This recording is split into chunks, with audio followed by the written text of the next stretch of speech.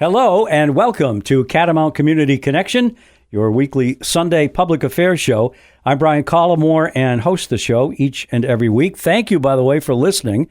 I am getting a lot of feedback lately on shows that we've had in the past, and I appreciate that. We try to get a hold of people who are what we consider community leaders from the business, professional, nonprofit, and political arenas. And our show is brought to you by the Rutland County Agricultural Society, which just bring you the Vermont State Fair at Rutland, and they've been doing that since 1846, 178 very successful years. And believe it or not, we're already looking forward to the 179th Vermont State Fair. But again, I want to, on behalf of the Agricultural Society, thank everybody for their attendance. And it went off very well and was very well attended this year. And I think a lot of people who maybe had taken a few years off from attending the fair came back, and that was a good thing. And I know they had great attendance. So thank you very much for that. We normally try to check in with the mayor of the city every month, and I would like to think that we could do that with our folks from law enforcement as well. I'm not sure when the last time. I want to say it was probably in August, so we're about due for our check-in with Police Chief Brian Kilcullen, and I'll just call Officer Emilio Rosario the beat cop in downtown. And they're both back with us this morning or this evening, depending on where you're hearing this. So I'd like to welcome them in, and we'll talk a little bit about some of the issues perhaps that are affecting law enforcement around the area and just kind of the general conditions. So the last time we were in, we were talking about Night Out and the fact that that went off very well, I thought, this year. I've never seen so many law enforcement vehicles in one place at one time, and that was kind of neat. The fire trucks were there, the police cars were there, and things were good. So since then, and I didn't have a chance to attend the Whoopie Pie Festival, I guess last week now, as we look back on the dates, but I understand that went off very well, too. And we did break the record. So Rutland, Vermont now holds the world record for the largest whoopie pie, beating Maine. And that was kind of neat. And then the farmers market, of course, was going on at the same time. So that added even more folks to attend. And I don't know if there's any estimate of the crowd, but I know last year they were talking that there was probably 5,000 people. Where did we wind up this year? And I heard it went off without a hitch. You know, I didn't hear the estimates on the numbers, but you're right. It was really well attended. A lot of good things happening. I think everyone thoroughly enjoyed their time there, and everyone was absolutely pleased with breaking the Whoopie Pie record. Yeah. And you know what? That the actual baked good will be shared with a number of agencies throughout the city, and so hopefully I'll be able to try a piece of that at some point. But couldn't make it down that day, but. Anyway, looking forward to trying the whoopie pie. Yeah, and I know that was very important to the folks that put that together, the folks at Cedar, because they didn't want anything to go to waste. And so they had a plan, and hopefully it worked well. They were able to freeze a lot of it down at Brock and then distribute it to, as you say, Chief, different agencies throughout the area. I assume, did both of you attend? Well, I attended, but I did not attend in my uniform. Okay. So I actually took my daughter down and tried to stay covert and walk around and see how things were going. And everything seemed to be just amazing. Very large crowd. Lyle and his team at Cedar do an amazing job. And everything really was nice. Yeah. Very nice. Are you really able to be incognito, though? You Not really. I had a hat on. Yeah. I had, but, my daughter always kind of holds me, Dad, come on, we got to get going. Yeah. Every 2 seconds I'm getting stopped by somebody, talk to somebody. So, yeah, but I enjoyed it. We had some good food. There's plenty of vendors out there. And again, Lionel's team does an amazing job down there. So it was great. Yeah, for sure. Well, we could talk a little bit maybe about Rutstat if you want. Bring us up to date. We got some hot spots. Are things sort of calming down? We do have I don't know if I want to call it a looming deadline, but at the end of the month, the hotel motel voucher program is kind of going to shift to different guidelines, if you will, or guardrails. So with that in mind, how are we doing here with that, Chief? Well, so as you know, the some of the rules under the General Assistance Housing Program of the state will come into play. So in the current fiscal year, participants have essentially 80 nights, 80 days of housing outside the cold weather months. And a number of individuals have chosen to stay in the hotels from the beginning of the fiscal year for a continuous 80 days. And so we're upon that 80 days right now. And so with the numbers that we were given, it was suggested that about roughly 120 individuals would be displaced from the area hotels really this week. And so we've had a number of meetings anticipating, what that might look like, or trying to figure out what that will look like. We do know that individuals have reached out to various agencies in the city, asking for tents, asking where they can erect the tents and all that. So we were certainly expecting to see a number of tents pop up as individuals are displaced until the cold weather months. And so we've been dealing with that a little bit. It's certainly a challenge, and our concern is the health and safety aspect of that. You may remember earlier this year we had to address the conditions under the River Street Bridge, and again, it was from a health standpoint. It was really. There was at least one individual living under there, and it was not, in terms of the health aspect, was not a safe place. And so we're looking at what we're expecting to come out of the hotels and where these encampments might pop up. We're looking at it really with the same concern, that the conditions we've got to look at it from the health standpoint and make sure that the conditions are such that the encampments are, from a health standpoint, are addressed. We had a chance, and I'll just ask the question. At some point, folks aren't going to be able to use a tent outside because of the weather. As I understand it, and I should know a lot more than this maybe than I do because I sit in the legislature, not necessarily just focusing on this one issue or one topic, but at some point, and I think it's December 1st to April 1st, that so-called winter provision kicks in, and then it would be possible for people to go back inside. But what do they do in November? I mean, how do they stay warm? I don't understand why you would even. I mean, we've had some great weather here in the middle to last part of September. There's no question. You might not even need a tent at night, but at some point it's going to get colder, and I just wonder about that as one thing.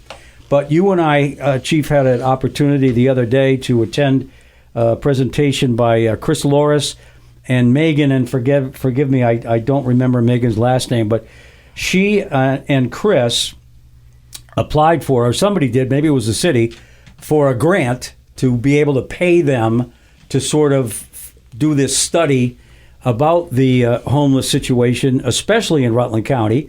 And Chris had some pretty powerful statistics about that. I did some quick math.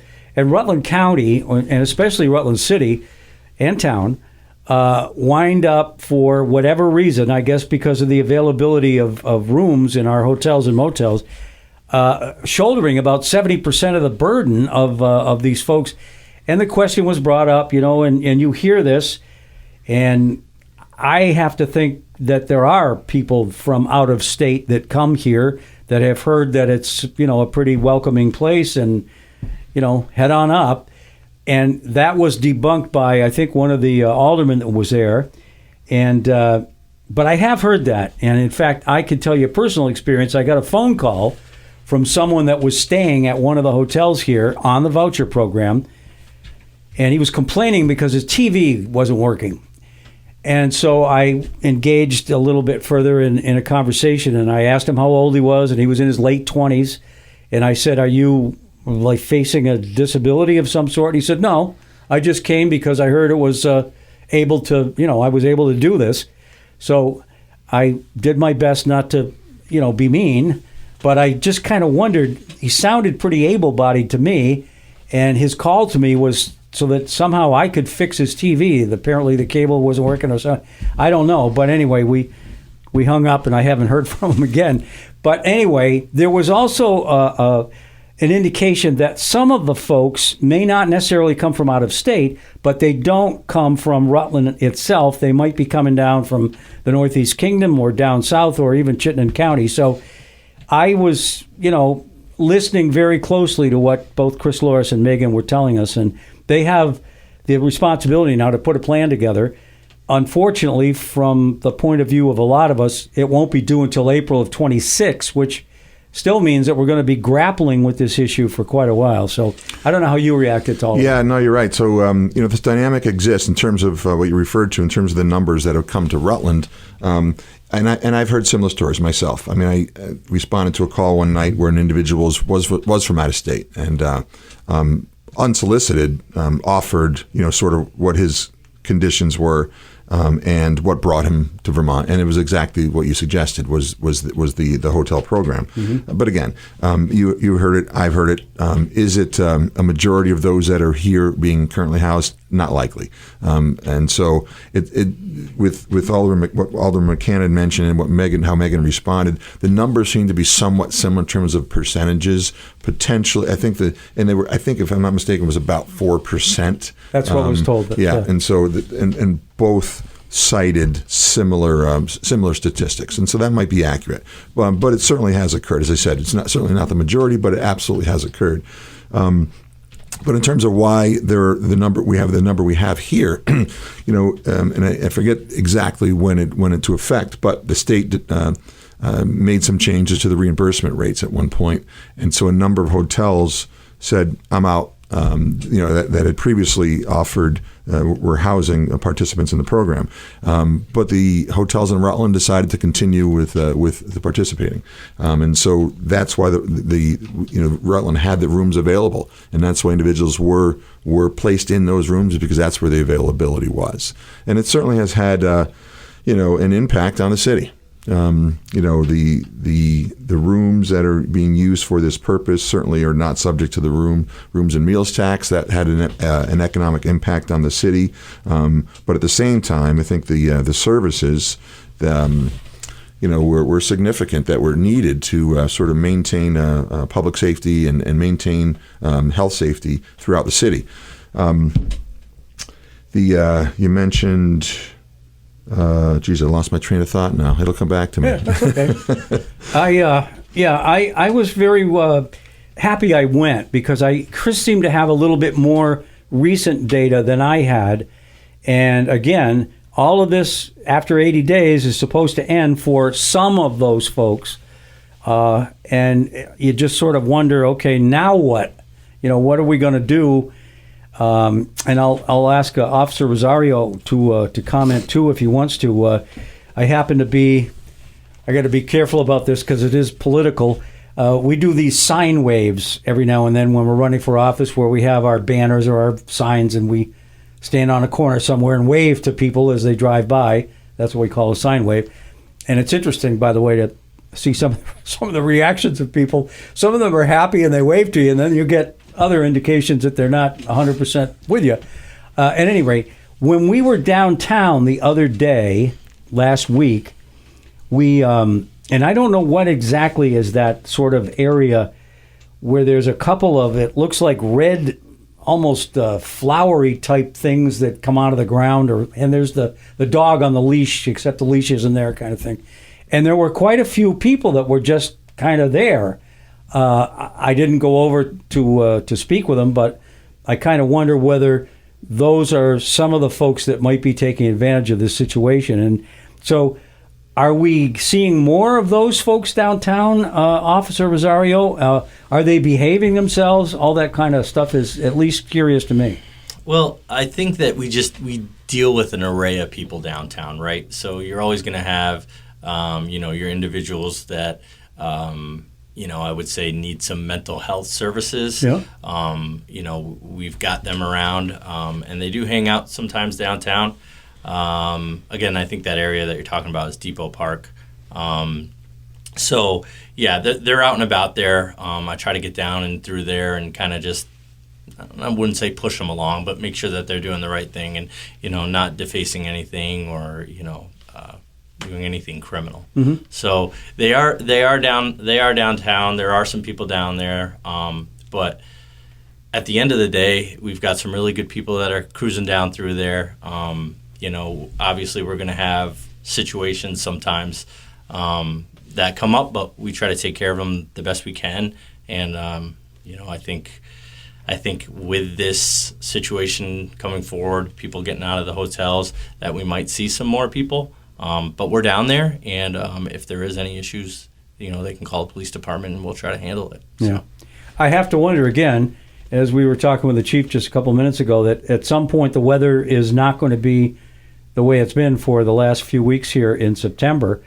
And I just wonder, for their safety too, not just ours, what is going to happen? Where are they going to go? How are they going to be able to face, a snowstorm with 6-7 inches and still be able to be okay? So those are sort of some of the questions that hopefully Chris Loris and Megan will get some data on and maybe come up with a plan for that. I did not say any word. I didn't speak at all at the meeting that the chief and I were at the other night.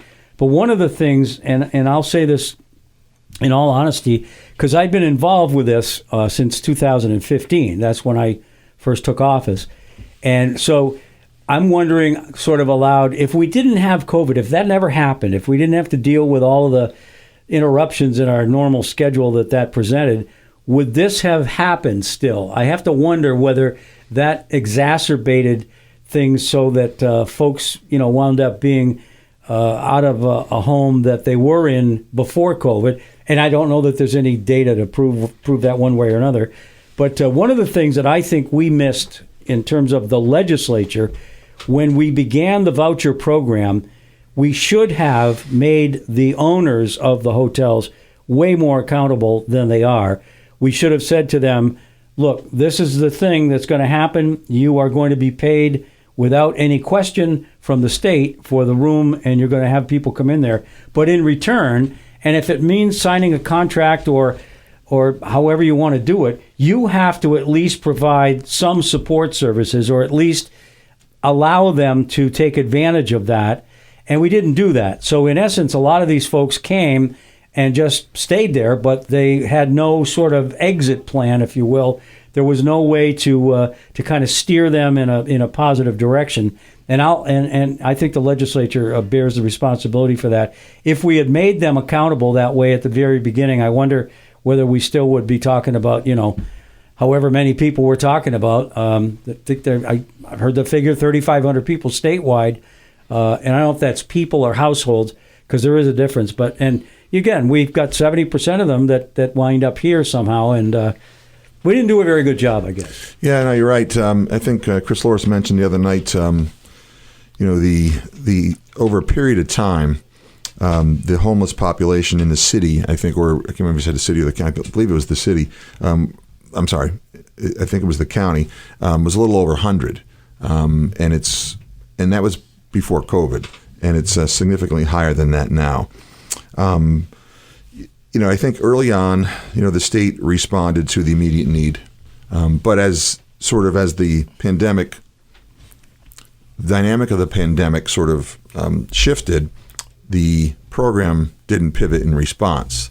And it is something, what you suggested is something that we had asked for early on, for the state to staff a resource desk, at least at the hotels, to connect those who have been housed with the appropriate resources in the community, and not just staff that resource desk, but also increase their support for those services in the city.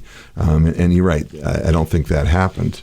One of your earlier points, when I lost my train of thought, you mentioned RUTSTAT, and so we for those who don't know, RUTSTAT is modeled after the New York City CompStat process, where the leadership of the police department brings in its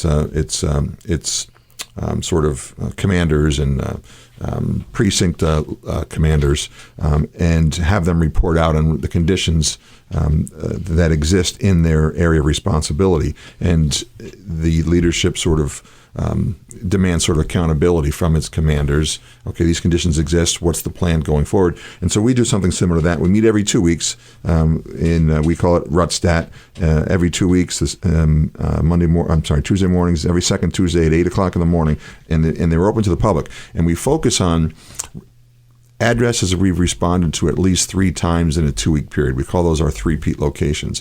And more often than not, the hotels are on our three-peat lists.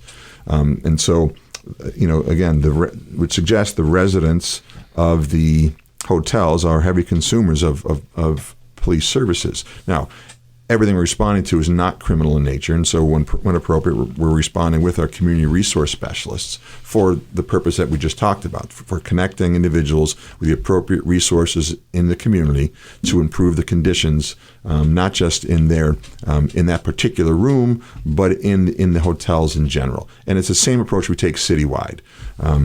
So again, the hotels are typically on our three-peat locations, so they're certainly keeping us busy and have for a number of years now. Yeah, I know Rutland Town, and one of the hotels, I think it's the Cortina Inn, is in the town, and then the other one is in the city, or maybe there's more than one other one. So there may be multiple other places in the city. But one of the things that Rutland Town was able to do was negotiate a contract or a deal with the owner of the place that they would at least provide some funding to respond with the law enforcement, because the town was basically, I don't want to say going broke, but it was spending an awful lot of police resources in that area and not being reimbursed by either the state or anybody else. So I think that is still in effect, but I'm not 100% sure. I think it is. They certainly have a visible presence down in that part of the town. I think the difference, and again, I'm not familiar with all the sort of the details of this particular matter, but there is, my understanding is it's something to do with the Act 250 permit that the Cortina has, unlike the hotels we have in the city. I think the Act 250 permit requirements are different for the town hotel and the city hotels. Okay. And I know we talked a little bit at the meeting that you and I attended the other night about the fact that, for whatever reason, the state has decided that it's going to be the focus of the Department of Health to come up with the inspection criteria, if you will, which kind of takes out the local folks who would normally, the Board of Health type of people, and the city has obviously a building inspector and that kind of thing. I don't know when that happened. I did get a call from the Rutland Herald about a week ago and made that point. I said to the reporter, this is news to me, I don't know. And he said it was in 2023 that things changed and the state, in essence, lessened the ability of the local folks to make certain determinations. And I don't think that's a great idea myself. I agree, and that's my understanding is just what you suggested, and I agree. It's had an adverse impact on our ability to really address the conditions in a timely manner. Yeah. I mean, if people literally are in a precarious safety position, it seems to me that you need someone really local, whether that's the city or the town or some sort of other, but not the state. We don't have enough resources at the state to make sure that there's someone in every piece of the activity that's going on to make those determinations. And in many cases, they probably should either get a fine or get shut down, or there should be some restorative ability of the people to get back into safe conditions. Agreed. So, okay, we're going to take our first break, and for those of you just joining us, we're talking this week with Police Chief Brian Kilcullen and Officer Emilio Rosario, who I call the city beat downtown, the beat on the. I mean, we've had beat that on the street. Yeah.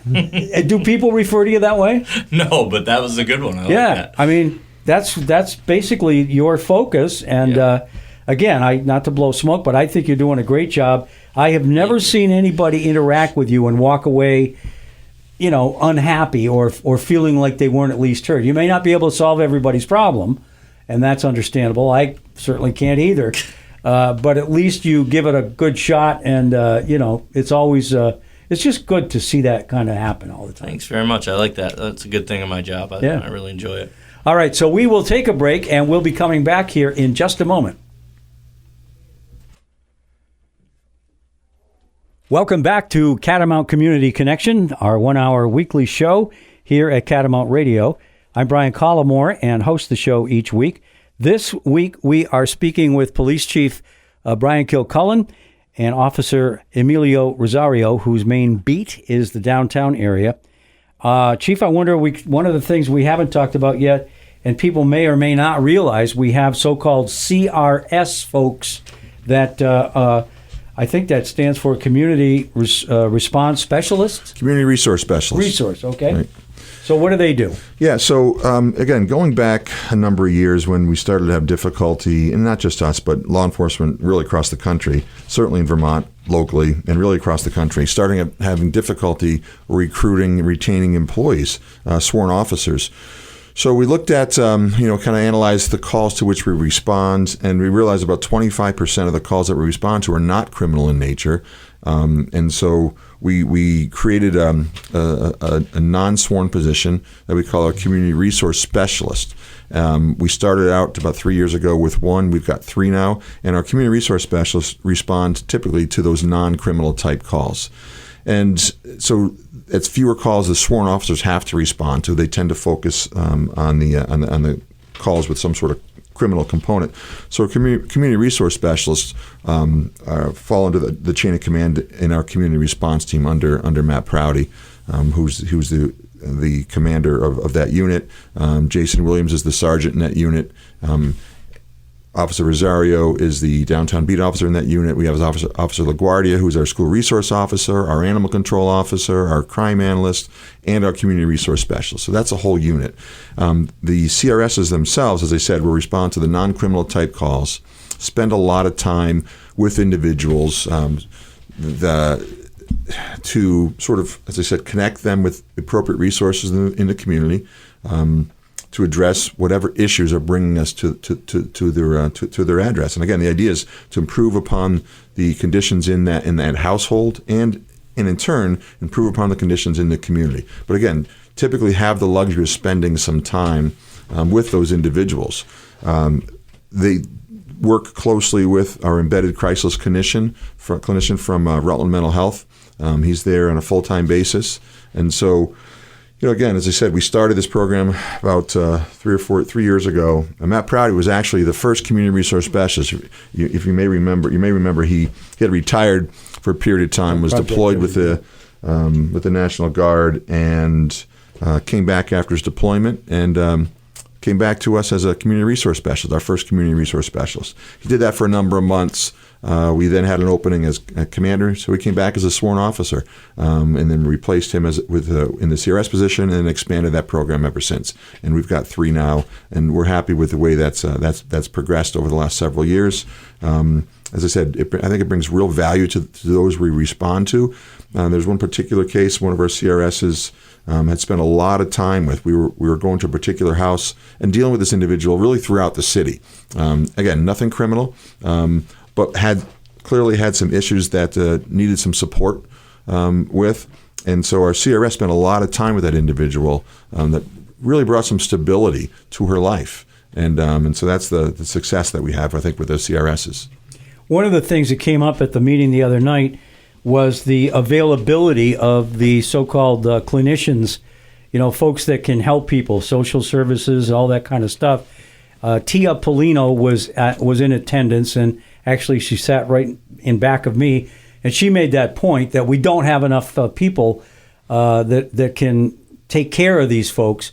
So that's one thing I did jot down that night, even though I didn't say anything.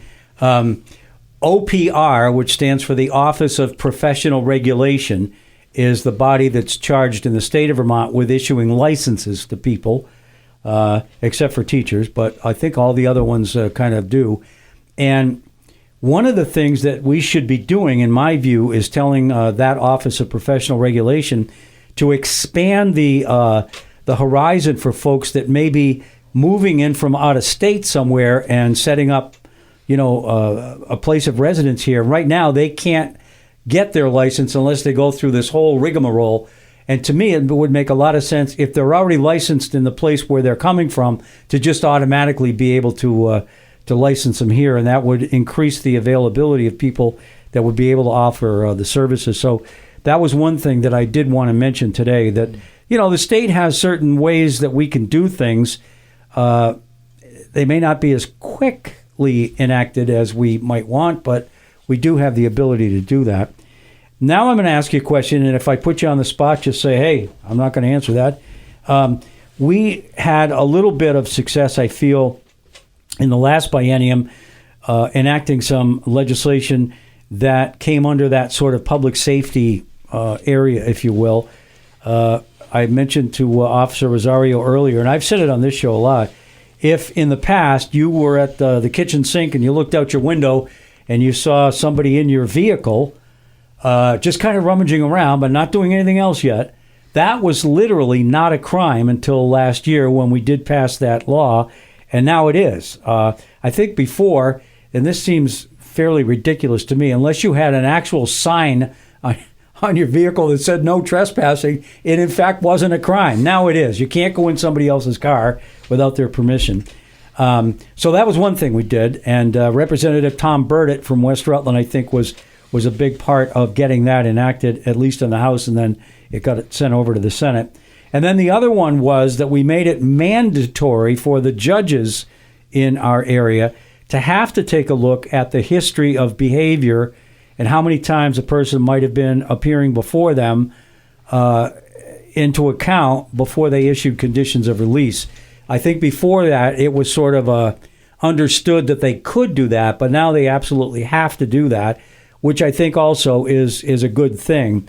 But I'm wondering, Chief, and certainly Officer Rosario, if you want to jump in too, would there be any other sort of bills that we could talk about in the upcoming legislative session that might make it a better situation, both for law enforcement, but also the public in general in terms of public safety? Yeah, those are all good things. Gives us more tools in the toolbox.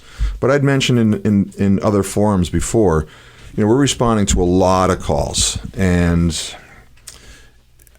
I think the state needs to take a real hard look at what's causing this dynamic to exist in the state. Yep. And so much of what we respond to has, we're responding to sort of the behavior, but what contributes to that? Typically, it's substance use disorder and mental health issues, and so I think we've got to address that. And we've got look. The budget process is never. There are never any easy answers. There's certainly conflicting interests, but we've really got to look at what's creating the public safety health crisis in this state, and again, put the appropriate resources into those areas. As I said before, as public safety goes, so goes the state, and so everything that contributes to the sort of the lack of safety has to be addressed.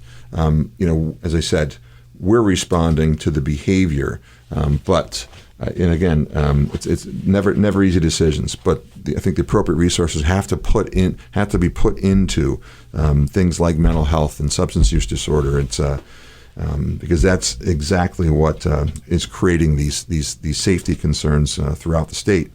But one of the other things too, and it's certainly moving in the right direction, but the judiciary was operating under COVID restriction, I think, until about October of 2023, long before anyone else was operating under COVID restrictions, and that had a real negative impact on the ability for the system to hear cases, to hold individuals accountable for their behavior. There's still quite a backlog, but again, moving in the right direction. But I think the state needs to seriously look at expanding the capacity of the judiciary to include night court. We have a real difficulty with getting individual juveniles into court, and some of these are administrative decisions, but there are limited numbers of available dates to opportunity really to get juveniles into court. So, for an example, we deal with a group of individuals that have kept us quite busy for the same group for a period of time, certainly throughout the summer. And these individuals typically, what they've been engaging in is going into stores, stealing alcohol, running out the store. We catch them; they get trespassed from the store. We address the behavior at that to the extent we can right then. But in terms of the trespassing from the stores, they'll go back and do the same thing. And so we have to issue by statute a citation to appear to answer that trespass, that unlawful trespass or charge within 60 days. And we'll call the court for a date within 60 days, and there aren't any available. But again, that is an administrative decision to limit the number of dates for juvenile citations. So I think, as I said, that just highlights the need to expand the capacity of the judiciary so we can adequately address these issues, because it's been a real issue for us dealing with a lot of the juveniles over the summer. The good news is we will get together as a delegation after the election. So there may be some new faces. There may not be. I don't know. Well, yeah, there have to be some new, because there's some people that chose not to run again. So there'll be new faces on some of that. But we have traditionally a yearly, I don't want to call it a get-together, but a meeting with the judicial folks in Rutland County. And Terry Corsones does a great job. And they go to each county at a different day and get together with the legislators in that county to sort of air out things like what you were just suggesting, Chief. And then we get a chance, we can actually go into a courtroom and watch a trial going on or whatever.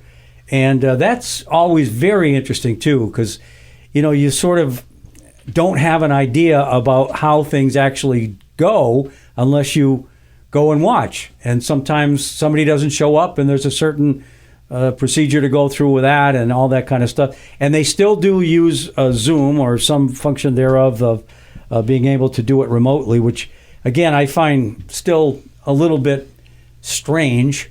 But I guess it cuts down on travel and all that, so I'm all for it, I guess. But one of the things that will come up, and I think we're in December meeting this year with the judges and the support staff from the judicial system, and one of the things then that I will suggest is that, and I can already hear concerns about resources in order to hold what you call night court, which I think is a great idea. I mean, you guys and gals in law enforcement have overtime at some point you can put in for extra pay because you have to work, whether it's the Vermont State Fair or whatever else is going on. And maybe we should kind of look at the judicial system the same way and be able to give them resources. Maybe we need more judges. I don't know. Or, I imagine a judge is pretty well exhausted after a day of this and this and this and this. But there's got to be a way to make that happen. And you're right, the backlog has slowed to some degree, and we're beginning to see things move in a positive direction. But I think it would still be years before we can clear all of the cases that are still waiting. So that's a really interesting suggestion. I promise I will bring that up. And then, of course, we'll have to find out where we can get funding. It's always a question of money. Mm-hmm. How can we get money for that to happen? And maybe there's a special set of cases that somebody could take and do one after another at night and sort of not, and I want to use the wrong term, clog up the thing during the day. I don't know how that would work, but I'll at least offer it as a suggestion. Perfect. Thank you. So anything else that you can think of that we might be able to do? The complaint we hear, and I'm sure you folks hear it as strongly as we do, is people are pretty well concerned about the catch and release situation where somebody is, as you say, either cited for some bad behavior or whatever, and I don't want to again over exaggerate, but before the ink is dry on the paper, they're back out again. And unfortunately, because there isn't that level of accountability, they would engage again in the same behavior, knowing that, hey, I'm not going to get in trouble. They'll just give me a thing and I'll ignore it. And So there's got to be another thing that we can do, and I don't know what that is. Yeah, well, again, one of the things, one of the changes was after, I think, was it 3 convictions for, say, retail theft, it becomes a felony. Yep. But because it takes some time to get to that point where there is a felony. Practically speaking, it hasn't had an impact yet. So again, addressing sort of the capacity of the courts sort of would speed things up and get to the point where potentially it could become a felony, and quicker than it currently does right now. And so that has that sort of accomplishes what we're looking to accomplish. Have some accountability early on, and again, I think increasing the capacity of the court helps us move us down that road. Did you want to add something? I just think that maybe we should think about a little bit about drug courts. Ours seems to be working very well. I know Chief comes to it every day. I'm a team member on the drug court team, and there's some really good things happening in drug court. I just don't think it gets seen as much as it should.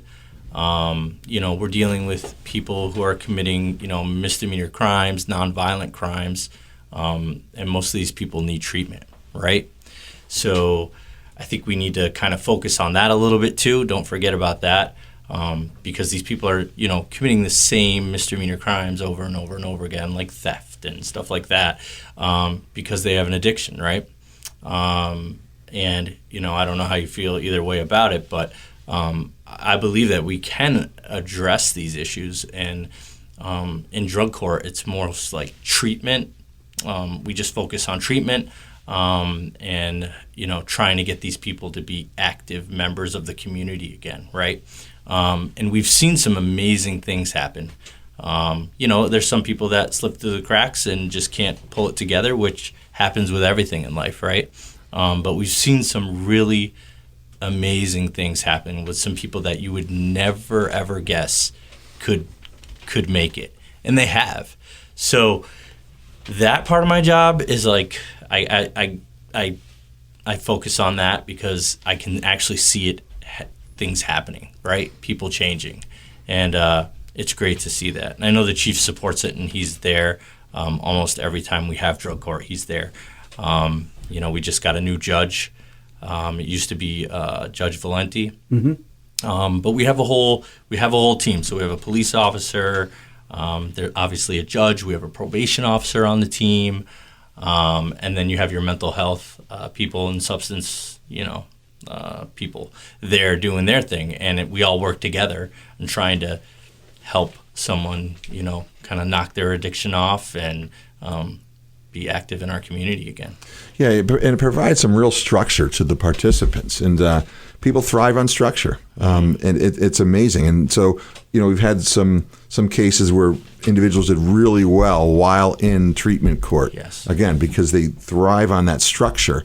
And once they've graduated, unfortunately, a couple have didn't have that structure and didn't do well once they graduated and started falling back into their old ways, sort of. But while in treatment court, again, it's amazing to see how people thrive. And so, supporting that legislatively is, I think, really important. If you've ever been in treatment court, when participants reach certain milestones, there are rewards. There are sanctions when they step out of line, but there are rewards. But we try to support that however we can. But I don't know how much. Again, if it's being supported by the state to the extent it should be, I'm not entirely sure. But I do know that, as I said, when certain milestones are met, there are rewards given. I mean, there are, and so we support that, financially with money that we get, say, through opioid settlement money, because it's certainly an appropriate use of those funds to support treatment courts. But again, we're doing that sort of out of necessity because I don't know to the extent that's being done by the state. And so, again, look at treatment courts and support that in any way you can. Yeah, and I think we're special with that because, I think we're the only treatment court that has a police officer. So that's a pretty good thing, and that we support that. I think that shows a lot. former Judge Francis McCaffrey, of course, was the guiding light, if you will, for instituting that. In fact, we named the building after him, not necessarily just because of that. He was a fantastic judge. And Peg Flory, former senator, also was working hard to get that into legislation, and it did pass. And I can tell you from, I don't know if it was last year or the year before, when we got together with the judiciary, the legislative delegation, I can't imagine a better person than John Valenti to do, kind of sit and ride herd on that. He is just, like you, Officer Rosario, he can relate to people almost immediately. He's just got a talent for that. And when he finds something funny, his belly laugh is contagious. Everybody enjoys hearing him laugh. So I know John does a great job with that. And he had some really powerful stories. Like you said, people that you would say, oh, you got to give up on that guy. There's no way we're ever. And he did. So, yeah, okay. Well, again, it's money. And, you know, it's a question. I guess we have a certain pot every year, right? We've got whatever it is, $6 billion. And then we have to decide who gets what. And that becomes obviously very challenging because there's always someone tapping you on the shoulder and saying, hey, I need this, I need this. But again, I think we got to focus on the judiciary right now because they still are not resourced as well as probably they should be. And we did appoint a few new judges last time, but maybe it's not enough. I would love to see, even if it was a few hours a night or a couple times a week, that night court. There used to be a TV show that was called Night Court. It was kind of a funny show, but this would be something I think that we could do.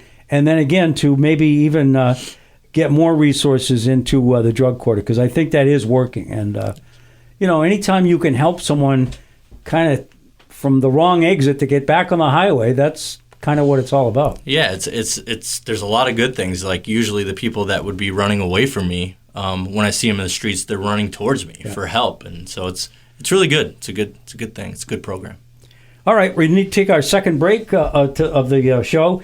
We're talking with Rutland Police Chief Brian Kilcullen and Officer Emilio Rosario, who does the downtown beat and does it well. And we will come back with our final, 12, 13 minutes in just a moment. We are back on Catamount Community Connection for our final little segment this morning or this evening, depending on when you're listening. And we're talking again with Rutland City Police Chief Brian Kilcullen and Officer Emilio Rosario, whose downtown beat is legendary, or at least becoming that way. Again, and I've been here 50, 52 years, something like that. And we used to have guys that walked the beat all the time. And then for a while we didn't. And I'm really glad that we do again. And again, I don't want to overemphasize it, but I think you're doing a good job. I appreciate you. Thank you. One of the things that we have done legislatively, and I have my own feelings about this, is to change, and I want to call it just the age of majority. It used to be 21 for most things. You couldn't drink until you were 21. Then we changed it back in the, 70s. We dropped it to 18. Then it went back to 21. And of course, what happens on the border is if New York was 18, everybody just drove across the New York line and drank till 2 in the morning and then came back home. So that wasn't necessarily a brilliant move either. But we have done some changes to that. And right now, I think 18 is pretty much considered, at least in terms of court appearances, you're in juvenile court almost automatically unless people can make a case for you to go to adult court. But it's going to change soon to 20 years of age. And I guess my contention is, for heaven's sakes, let's pick one date or one level of being around long enough and decide whether that means you can vote, whether you can drink, whether you can take out a loan and be responsible for it, whether you can get married. We have certain provisions right now in the state, down in Brattleboro, and I think up in Winooski, if I'm not wrong, it could be another city, where people as young as 16 can vote only on local elections. They can't vote in a federal election like for president or anything, but they can vote for who's on their city council or legislative body. So there's that part of it. And then there's also the part where you can go in the Army or the Navy or the Air Force or the Marines at a certain age with parental permission. And then when you come home, you can't drink. And I don't understand why we can't settle on one age, and that would be it for the majority of stuff. There's probably always going to be a few exceptions, but I'll just mention that because, again, that was a legislatively mandated change, and Senator Sears from Bennington, who has since passed away, was a big champion of we call it raising the age every time we do a bill. So I don't know where it's going to go after that. I mean, at some point, you're an adult. The thing I've never really understood, I think it's 25. When you're 25, you can't rent a vehicle from Avis or Renta or whatever unless you're 25. And to me, how come that's there? I don't get it. I think that has more to do with the perceived risk, apparently, of young policy. drivers. But what you just mentioned really highlights what we talked about earlier: the sort of our inability to, or the lack of sufficient dates to cite juveniles into court. And now we're expanding that population. Well, if we're expanding the population, we've got to expand the availability. Yeah. So we'll see where that goes. Okay. Last thing today, and as we air, this will air this coming Sunday, whatever the date is, the 22nd, I think. The road diet or the reconfiguration. When you say road diet to most people, they think a diet. What does that mean? The reconfiguration of both Woodstock Avenue and then North Main Street or Route 7 North. It went into effect. At this point, I think we're talking maybe 3 weeks ago. Something they've re-lettered or reconfigured the road, and I was very open and honest about this. I would have voted no on that if it had been up to me. There were 3 people that had a vote: the mayor, the president of the Board of Aldermen, and the DPW commissioner. And the DPW commissioner said no, and the other 2 voted yes. So by a vote of 2-1, it was enacted, and the state was going to pave the road again anyway. So then the question was whether they were just going to leave the Woodstock Avenue as a 4-lane road, same with Route 7 or not, and they changed it. And so now there's a left turning lane in the middle, and there's a bike path on each side of what became a 2-lane road. And I would have voted no, and I said that to the mayor very plainly, and I, in a way, this sounds really bad. I was hoping that there would be a reason for it to go back, and because it wasn't working. But I've traveled that road up and down, and yeah, there's a few folks that still aren't used to it, sort of, and so you'll get where it's merging right in front of McDonald's on one side, and I don't know where it is on North Main Street exactly, but when the lane goes from 2-1, there's been a couple close calls, I guess maybe an accident or 2, but nothing like a major kind of change. So how do you guys see that? No, I think again, first in concept, I support it from the beginning. I like that center turn lane as long as it's being used properly. Where I've seen problems is when individuals attempt to turn from the travel lane, and that contributes to the frustration. So those looking to turn left, as you said, need to get into that center turn lane and not to be in the travel lane to turn left. So assuming it's being used properly, I think it works well. It certainly has slowed traffic down. I haven't seen an increased congestion because of it, but I have seen traffic slow down, and so I think it's and that was the intended purpose. Just nothing scientific, but just speaking with a couple business owners on Woodstock, they love it. Love it. Customers that come in don't always agree, but in terms of the businesses that engage in delivery services are in and out frequently, and they love it. You're right. We haven't seen. There've been a couple accidents, but I don't know that any were necessarily attributed to the reconfiguration. We could never track near misses, and we still can't track near misses, but we can compare crashes to crashes before and after. And I think we'll see that using that metric, it'll be a real success. Yeah. I have heard, and this can't happen very often, but on occasion, if there's someone that really is going only 35, someone will decide that that turning lane must be a passing lane if I want to, and they try to go around, and that's obviously not a good idea. So don't be doing that. And then the other thing is, Chief, and I'll give Officer Rosario a shout, even though you're downtown for the most part, so maybe you don't see this as often. Anytime you slow the traffic, you almost artificially create a storage problem, because there'll be people that are backed up on a one-lane road that otherwise wouldn't be as soon as you slow it down. So I have seen that a couple times. I mentioned we were out at Main Street Park the other day, and the lights have been reconfigured, I think, pretty well.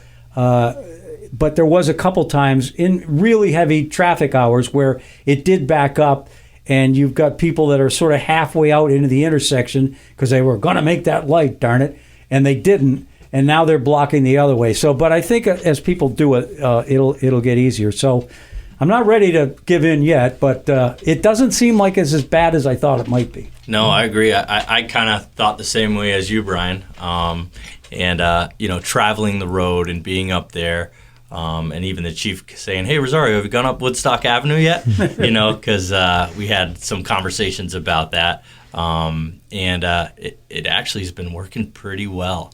I've gone up there, around 3:30, 4 o'clock, and seen it with the kids coming in and out, and the high school that's a big issue, right? Yep. A lot of cars going in and out of there.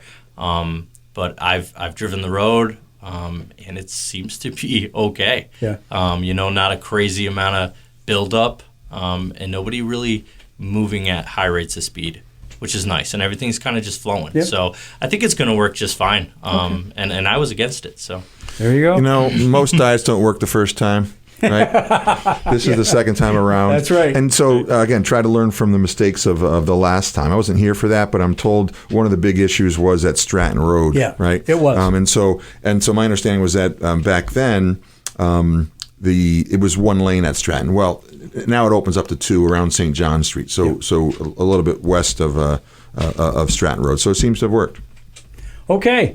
Well, we've successfully filled the hour, and thank you to both Police Chief Brian Kilcullen and Officer Emilio Rosario from the Rutland City Police Department.